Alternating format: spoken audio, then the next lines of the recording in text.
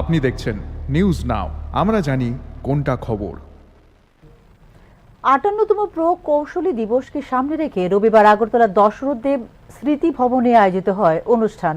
ত্রিপুরা প্রকৌশলী সোসাইটি ত্রিপুরার পক্ষ থেকে আয়োজিত এদিনের অনুষ্ঠানে উপস্থিত ছিলেন বিজ্ঞান ও প্রযুক্তি দপ্তরের মন্ত্রী অনিমেষ দেববর্মা। সমাজ গঠনে বিশেষ ভূমিকা রয়েছে প্রকৌশলীদের বলে এদিনের অনুষ্ঠানে জানিয়েছেন মন্ত্রী অনিমেষ দেববর্মা।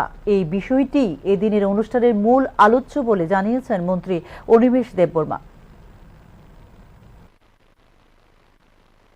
যারা নিউলি অ্যাপয়েন্টেড হয়েছেন তাদেরকে আজকে সংবর্ধনা দেওয়া হবে এবং অ্যারাউন্ড 250 ইঞ্জিনিয়ার সংগঠনের পক্ষ থেকে আজকে উপস্থিত থাকবেন।